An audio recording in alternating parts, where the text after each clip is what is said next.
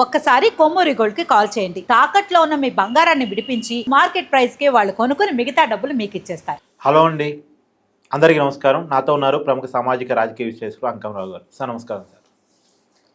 Sir Uttarandhra senior నాయకులంతా కూడా ఒక సీక్రెట్ మీటింగ్ నిర్వహించారని, దాంట్లో వాళ్ళు అనుకుంది ఏంటంటే జగన్మోహన్ రెడ్డి గారితో కలిసి ట్రావెల్ చేస్తే తమకు రాజకీయ భవిష్యత్తు ఉండదు, మనం ఒక జగన్మోహన్ రెడ్డి వదిలేసి కొత్తగా వేరే ప్లాట్ఫామ్ చూసుకుందాం, లేదా వేరేగా వెళ్దాం, వేరే రాజకీయగా ఏదన్నా ప్లాన్ చేద్దాం అనేటువంటి ఆలోచనకు వాళ్ళు వచ్చినట్టుగా కూడా తిరిగి వస్తున్న సమాచారం. అంటే వైసీపీ ఇప్పుడు రెండు ముక్కలు కాబోతుందా? ఉత్తరాంధ్ర నాయకులంతా జగన్మోహన్ రెడ్డి గారిని వదిలి వెళ్ళిపోతున్నారా?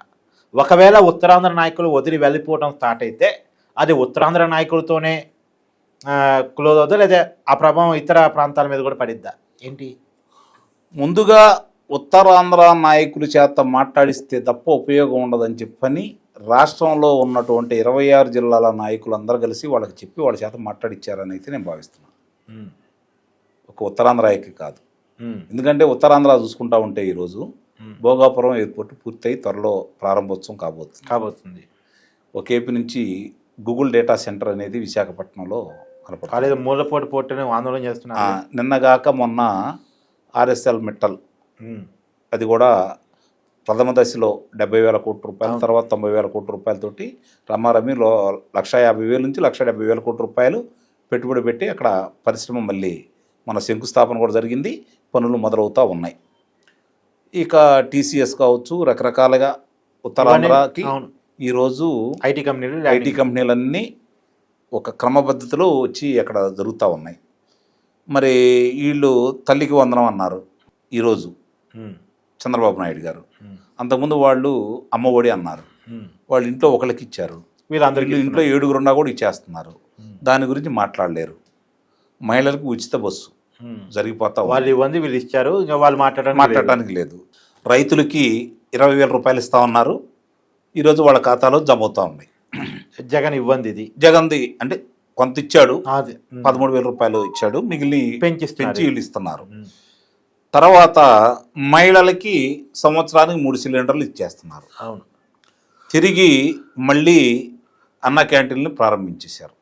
పేదవాడి భోజనం రైతులకు సంబంధించినటువంటి వ్యవసాయ పనిముట్లు కావచ్చు, వ్యవసాయ పరికరాలు కావచ్చు, ట్రాక్టర్లు కావచ్చు, వాటికి మళ్ళీ రాయితీలతోటి ఆ పనులు వాళ్ళు మొదలు పెడతా ఉన్నారు. ఇక విద్యా వ్యవస్థలో సమూల మార్పులు తీసుకొని వచ్చేసి ముందుకు ఏ విధంగా వెళ్తున్నారో మనం చూస్తూనే ఉన్నాం.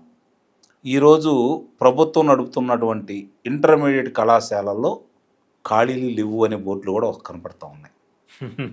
నిజంగా ఇది ఆశ్చర్యం. గవర్నమెంట్ విద్యా సంస్థలో ఖాళీలు లేకపోవడం అంటే ఈ విధంగా ముందుకెళ్తున్నాయి. మేము ఎప్పుడు విద్యార్థి ఉద్యమంలో పనిచేసేటప్పుడు సార్, గవర్నమెంట్ కాలేజీలో సీట్ కావాలంటే రికమెండేషన్ చేయాలి. అవును, ఆ పరిస్థితి మళ్ళీ ఇప్పుడు త్వరలో రాబోతుంది, అనుమానం లేదు దాంట్లో. ఆ విధంగా తీసుకుని వెళ్తున్నారు వీళ్ళు. సరే, రహదారులు అంటే కొన్ని ప్రాంతాల్లోనే అద్భుతంగా వెళ్ళిపోతా ఉన్నాయి, కొన్ని ప్రాంతాల్లో మరమ్మతులు చేసుకుంటామని ముందుకెళ్తున్నారు.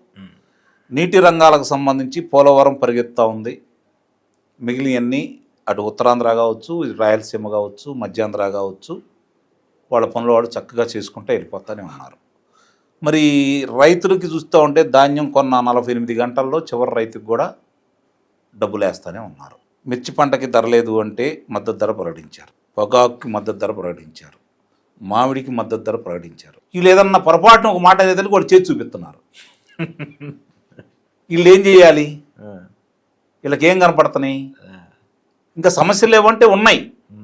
ఆ సమస్యల గురించి మీరు ఇబ్బంది పడుతున్నారని చెప్పని జనాన్ని చైతన్యపరిచేంత ఆలోచన కానీ, చైతన్యపరుద్దామని కానీ, వాళ్ళ కోసం పోరాటం చేద్దామని కానీ జగన్మోహన్ రెడ్డికి ఎక్కువ శానా లేదు. అసలు అతనికి చైతన్యం లేదే ముందు. అదే మరి ఈ పరిస్థితుల్లో ఆ పార్టీలో ఉంటే ఇలా మనుగడ ఎలా ఉంటుంది ఒకసారి ఆలోచించండి. అవును. ఇకేందంటే బొత్స సత్యనారాయణ, ధర్మాన ప్రసాద్, లేకపోతే ధర్మాన కృష్ణదాసు, కొంతమంది వాళ్ళు ఏ పార్టీకైనా వెళ్ళగలరు. అవును. కానీ జగన్మోహన్ రెడ్డితోటి ఉండి ట్రావెల్ అవుతున్నటువంటి 130 మంది పైన శాసనసభ్యులు వీళ్ళని ఏ పార్టీలు తీసుకో. ఎందుకంటే వాళ్ళ చరిత్ర అలాంటిది. అతను చూసిరమ్మంటే వీళ్ళు కాల్చి వచ్చారు. అవును, చాలామంది.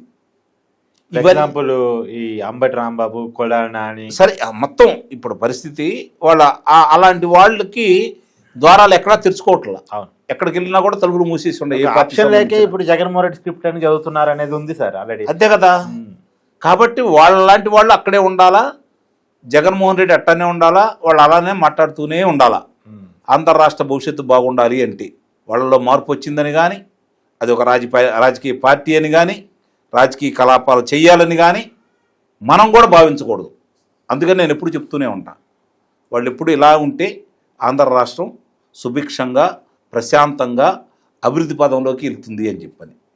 కాబట్టి ఉత్తరాంధ్రలో మొదలైంది, అక్కడి నుంచి ఆ గాలి సుడిగాలిలా తిప్పేసి వైఎస్ఆర్సీపీ పార్టీలో అంతర్మదనం మొదలయ్యి వాళ్ళల్లో వాళ్ళే ఓ చర్చలు పెట్టుకొని నువ్వు దిగుతావా మేము వెళ్ళిపోవాలా అనే నిర్ణయానికి వస్తారని అయితే నేను భావిస్తున్నాను. Thank you sir.